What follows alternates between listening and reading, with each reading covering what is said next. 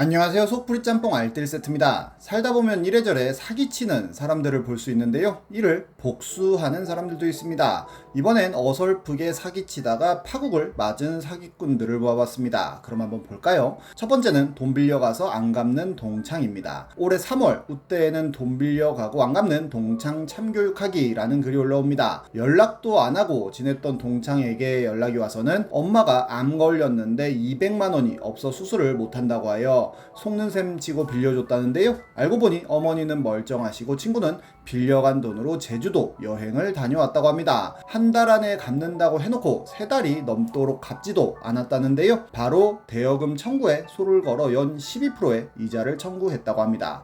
게다가 어머니가 볼 수 있도록 어머니 수술비로 빌려간 돈으로 제주도 여행을 가서 수준 높은 애정을 과시했다는 글까지 썼다고 하는데요. 작년 말에 이행 권고 결정이 떨어졌고 올해 1월 4일에는 이행 권고 결정 등본과 소송 안내서까지 송달했다고 합니다. 그럼에도 동창이 돈을 갚지 않자 1월 19일 이행 권고 결정이 확정되었다고 하는데요. 유체 동산 압류 강제 집행 신청서를 작성하고 채무자 관할 법원에 제출하면 이렇게 접수증과 납부서를 보내주면서 모든 접수가 끝난다고 합니다. 그리고 기다리다 보면 집행관 사무소에서 연락이 오는데 1차로 집행관이 채무자 집에 방문하여 유체 동산 압류를 진행한다고 하는데요. 집에 아무도 없어도 그냥 문 따고 들어간다고 합니다. 그때쯤 동창에게 이렇게 연락을 했다고 하는데요. 오늘이라도 원금이라도 보내주면 더 이상 진행 안 한다고 통보했지만 일십을 시전했다고 합니다. 결국 집행관에게 연락이 와서는 다음날 오전 10시에 집행한다는 이야기를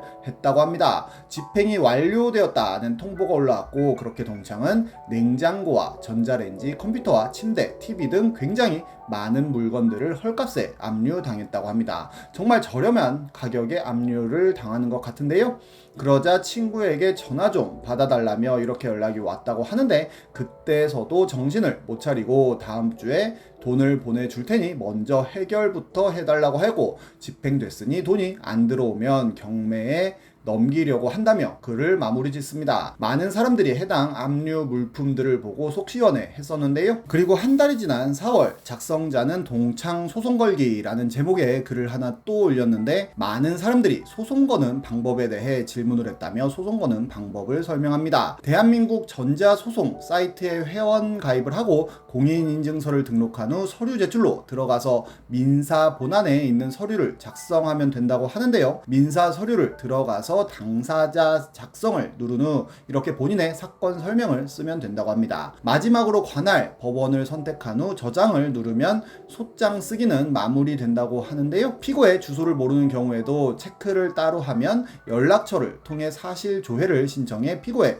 주민번호와 주소를 받아볼 수 있다고 합니다. 그리고 입증 서류 제출로 넘어가면 입금해준 이체 확인증 같은 것을 업로드하고 카카오톡 대화 같은 것들도 캡처 후에 PDF로 변환하여 저장해 놓으면 된다고 합니다. 마지막 체크 후 모든 문서에 내용에 이상이 없음을 확인합니다에 체크를 하고 확인을 누르면 끝이라고 하네요. 그리고 사실조회 신청서에 들어간 후 친구의 이름과 휴대전화 번호만 알고 있어 주민번호 사실조회를 통해 주소를 확인하여 상대를 특정하려고 한다는 취지로 사실조회 신청서를 작성한 다음 KT와 U+, SK텔레콤을 선택하고 휴대전화 번호 명의자의 주민등록번호 및 주소를 찾아달라고 신청한 후 친구와 나누었던 문자 대화 내용을 업로드하면 인적사항을 받을 수 있다고 합니다. 그리고 당사자 표시 정정 신청서를 작성하여 친구의 인적사항을 추가하여 넣으면 된다고 하네요. 게다가 친구는 돈도 갚지 않고 별다르게 응수하지 않아 이행 권고 결정이 내려졌고 이 많은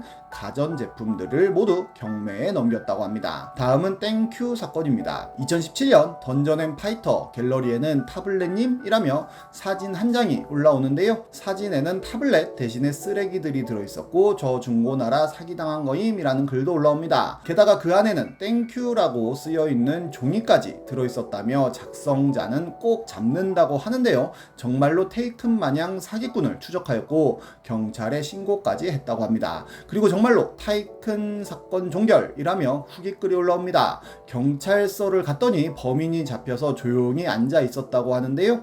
얼굴은 앳돼 보였는데 부모님이랑 같이 안 온 거 보니 20살 정도 된 것 같아 보였고 땡큐 종이 보여주면서 왜 사기쳤냐니까 재밌을 것 같아서 라고 했다고 합니다. 듣다 보니 빡쳐서 A4 용지 주면서 땡큐로 양면 깜지 안 하면 합의 안 해준다고 했다는데요. 사기꾼은 땀 뻘뻘 흘리면서 이렇게 땡큐를 썼고 지나가는 사람들은 보면서 웃고 갔다고 합니다. 생각보다 합의금도 많이 받아서 친구들 고기를 사줬다며 마무리를 짓습니다. 이런 중고거래 사기꾼들은 정말 많이 나오고 있는데요. 특히 중고나라론이라고 하여 도박을 하는 사람들이 사기를 친 후 도박해서 따면 돈을 환불해주고 잃으면 잠적을 하는 방식이 뉴스에 나온 적도 있었습니다. 또 누군가가 신고를 해서 구속이 될 것 같으면 다른 사람들한테 사기를 쳐서 돈을 갚은 후 무혐의를 받는 사기 돌려막기로 하루하루를 사는 분들이 많다고 합니다. 한 블로거 역시도 슈어 마이크로 그런 사기를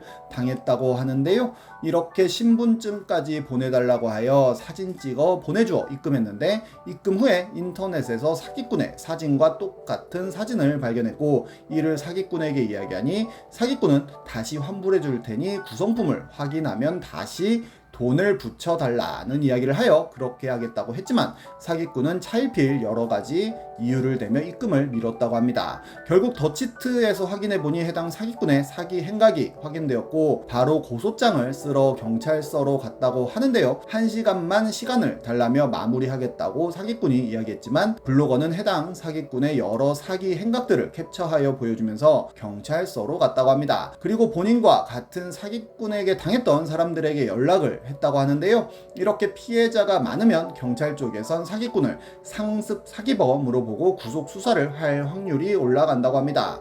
그렇게 5명이 함께 공동 대응을 하면서 상습 사기를 저지르면 어떻게 되는지 압박을 하니 5명에게 피해 금액을 모두 돌려줬다고 하네요. 그런데 더 많은 피해자들이 발견되었고 그분들에게 진정서를 넣으라고 하여 결국 구속되었다고 합니다. 2012년 어떤 분은 중고나라에서 노트북 사기를 당했다고 하는데요.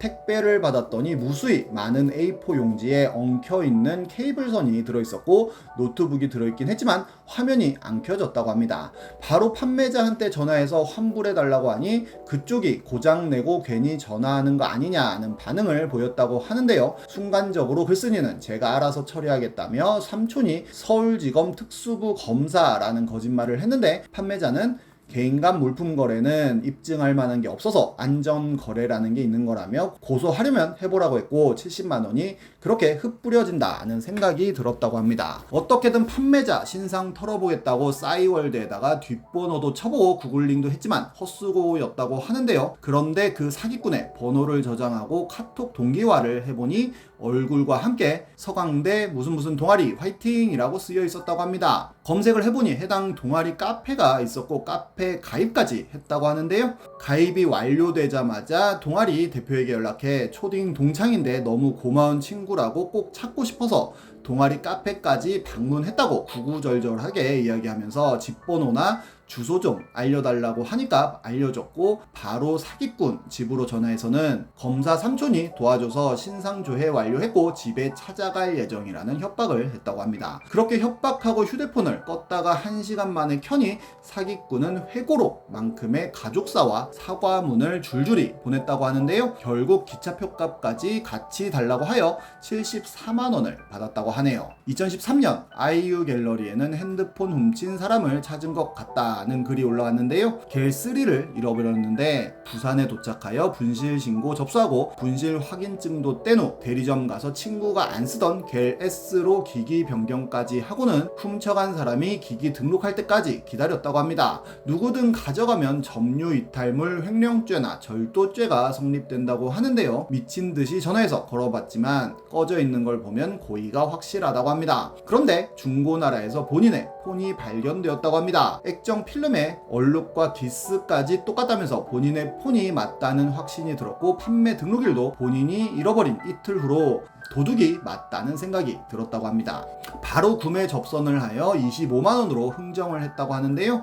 택배 거래하자며 계좌번호를 달라고 하였고 계좌번호를 받자마자 남의 분실폰으로 장난치다 걸리면 손모가지 날아가는 거 안 배웠냐는 욕을 했다고 합니다. 그렇게 절도죄로 고소 준비할 테니 대기하고 있으라는 협박도 하는데요. 판매자는 담담하게 하세요라며 경찰서에서 보자고 했고, 글쓴이가 지금이라도 사과하고 보내면 넘어가 준다고 하였지만 판매자는 한마디만 더하면 경찰서에서 볼 거라며 장난 적당히 치자고까지 합니다. 너무 세게 나오길래 다시 생각해보니 본인이 잃어버린 건 16기가짜리였고 중고나라 매물은 32기가짜리였다고 하네요. 참교육도 제대로 하지 못하면 역으로 당하는 게 아닐까 싶네요. 지금까지 속풀이 짬뽕 알뜰 세트였습니다.